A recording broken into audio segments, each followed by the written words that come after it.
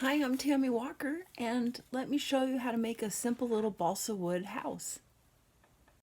These are the supplies I use for making my houses and other projects. Some balsa wood, you can get it in big sheets or smaller pieces, tweezers, a pencil, my finger knife, and then also I have a little container of white glue to represent. I just use it right out of the container, and a nail file that has fine and medium on the back. I also have some self-healing mats for cutting into. You can get a small piece or you can get the large one like the gray one, and a clear quilter's ruler, which works great for these projects. And I also recommend blue tape. I thought I filmed the part of me cutting this all out and gluing it together, but it apparently didn't. So I just cut a regular base out of the balsa wood and glued those little slats in the opposite grain direction for support. And now I'm just going to take this other piece of wood, measure up for the front wall from side to side, and then I'm going to double up and make a second one for the back. What I'd like to do is just tape them together, give them a little sanding so they're just almost perfect. And then I just start kind of laying out my design. I usually go with like a 1/2 inch wide door for these little houses, and then I don't know, maybe 3/4 inch tall door. And I'm drawing in the window too, and a little tiny window at the top. And here I'm just going to use my knife and cut away through 2 layers so they're cut perfectly the same and they should line up. And both of the front and the back should be the outsides, and I like to write in or out on them so that they remain that way. And I will show you, I make a lot of my little slats just by eyeing it, cutting it out. And then I'm going to add that little piece to the window. And I'm going to glue it in and use my knife just to help me kind of push it around a little bit. Or I use my tweezers. It really depends on the project and how much I'm doing that day. I'm just not going to say project very well today. And so here I'm just cutting up some fabric pieces. These will go into the door, and this will be the hinge that makes my door open and close. And I always like to do the fabric about the same length as the door, and I glue half of it down onto the door.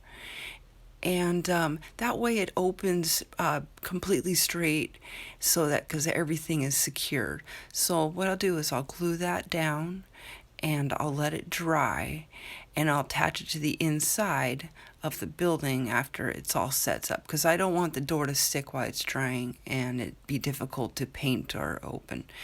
And at some point too, before you want to start putting everything together, you might want to start painting some of the smaller pieces. I don't recommend painting the large giant piece until that's glued together, because this wood does warp easily with wet paint. So just paint bare minimum areas that you may not be able to reach. So I'm making the side walls here, and I'm just checking them out and just kind of take a visual because I want a little porch on her house.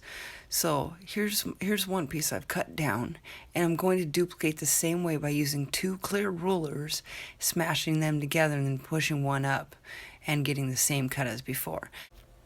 So I'm going to line this side up and cut out the length end the same way by squishing them through between 2 rulers. So now the door is dry, so I'm going to attach it to the little house. I'm going to smear it around evenly so it gets the whole area, because I've had these fail on me before where if I don't do the whole area, the door kind of opens crooked. So I let it sit. There you can see, got the door opening. I want to open and close it several times to make sure the glue doesn't stick to the door. Now here's the time you want to paint around the window in the front and the back, because you're going to add the plastic to make it look like glass. And it's just really easy. Just want some big flat pieces. Don't worry about how big it is. We're going to make an enclosed house, so it's not a house that you can get into.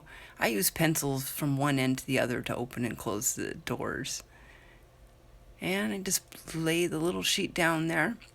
Sometimes I recommend putting a piece of blue tape on there, because they haven't been too reliable at staying on, and it probably is my glue, but I'm still going to keep doing that method for now.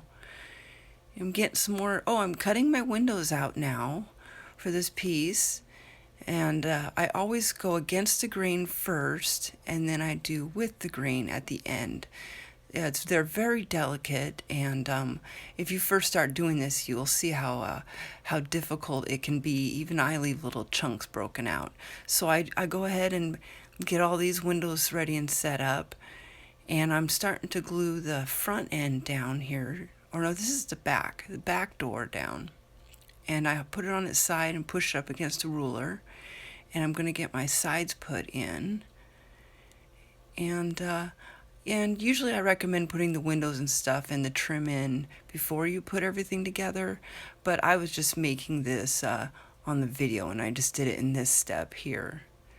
So I'm just gluing now the front piece on and trying not to get the door, and I just put it up there, get everything centered, and I'm checking out now for the roof. I'm putting a line in. I'm cutting my piece out for the roof, and I'm gonna have to make two, so I've got to cut out my first piece accordingly, and I put it up against the other one by using the ruler method from earlier. And I also like to put a little bevel into the top when I'm cutting these and sand them so that when they do put the roof on, it sits together nicely. And if it's not perfect, I can show you a way later on in this video. So here I'm cutting out the trim around the doors. I just gently measured. Balsa can actually be cut really easily with scissors too. So I'm getting the door jambs glued on and getting the top, but I'm putting on the little top piece, and you just let your imagination go. You can make these thick, you can make your top piece go all the way across around your house. You can trim out the bottom parts. And here I'm just working on, I think, the windows here. Yes. I'm going to glue these windows down, and it's going to cover up some of those broken pieces of wood when I cut it, because it does chip out pretty easily. And I line it up with another piece to make sure they're even and equal. And then I just take the same two pieces, and you can't see here because I kind of have it hid. And I'm going to glue them down to the top and the bottom of that. And there's some other methods I've done where I've just taped everything a certain way and glued them. Now I'd paint either the back of the windows or put some fabric in, because we're going to put the top on. But I am going to finish doing all the little window trim real quick and get it all ready to go. And this is how I make my slats for the window trim. Just eyeball it, put it on. It doesn't have to be perfect. I'm also trimming around the edge of the building. So where the joints meet, I trim that first, and then I'll flip it over, and I use the roof to make sure it's up just right enough.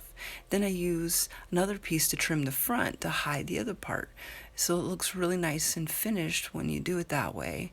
And sometimes you can just glue long pieces on and cut them off later when the glue is dry. I use a glue stick to pull off the extra glue there too. So I'm just gluing everything down for the roof, and get that together and set it on. And if you want to hide any ugly seam, you can just cut a long piece, put it right over the top, and you can get fancy with these designs if you want, you know. So this is where you can use blue tape to hold that down, because they tend to bend.